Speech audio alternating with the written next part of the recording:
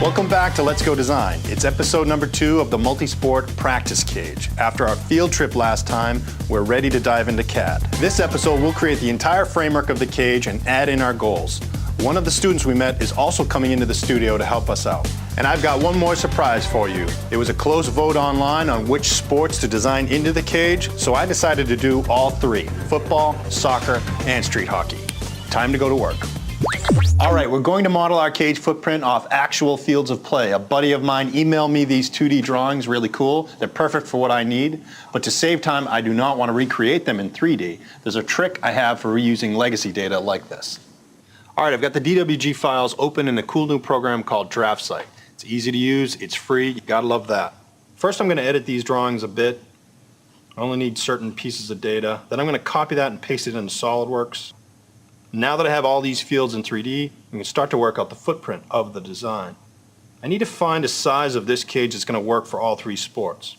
For soccer, I like the penalty box area. That works perfect. For hockey, I like between the crease and the blue line. That's enough space to deal with.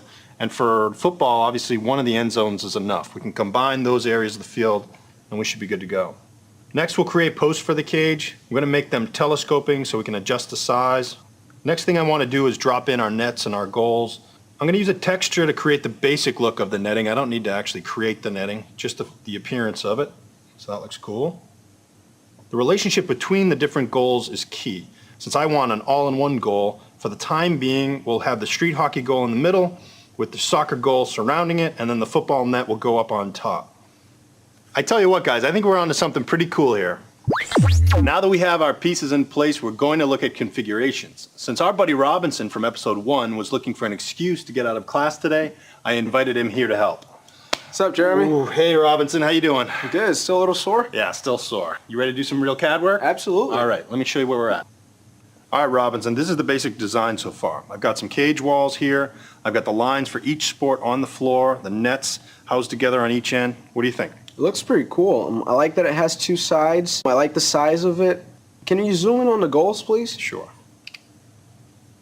So the idea of the configurations is to look at different sizes of the cage, make sure the components fit the way we want. Yeah, remember at the field we talked about the soccer goals, how they were too wide. Can we maybe make them smaller? Sure.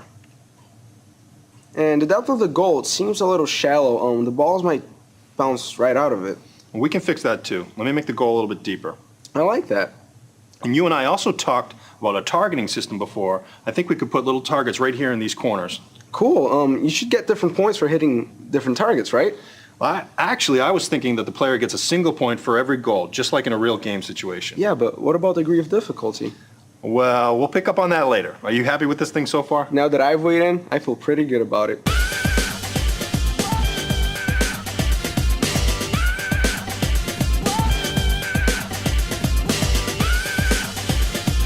All right, Robinson, let's talk game experience. I think the cage should have some virtual players inside of it.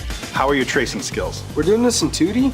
Not exactly. I need a vector image first. We're going to do that on the Wacom tablet. Vector images, that's nice. Right? All right, using the Wacom tablet and Adobe Illustrator, we can quickly create images of the players and then open that file up natively into SolidWorks. This is pretty sweet. I've never used one before. You know, when I was your age, I had to use... I know.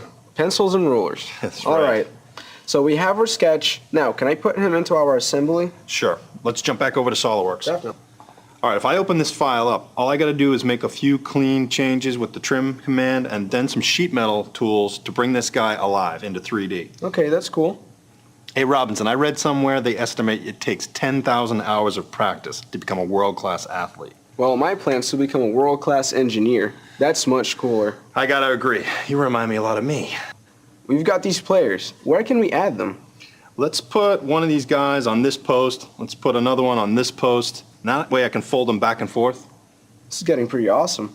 It's like life-size foosball. You want to see a fly-through? Oh, yeah. Yeah, check this function out.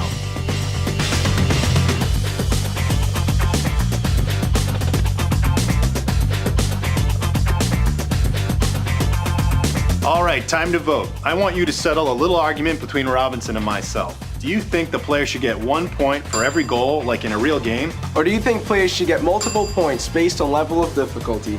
And next episode, we'll design elements within the cage, the ball sorter, and the launching mechanisms. Make sure you vote my way, and see you next time on Let's Go Design.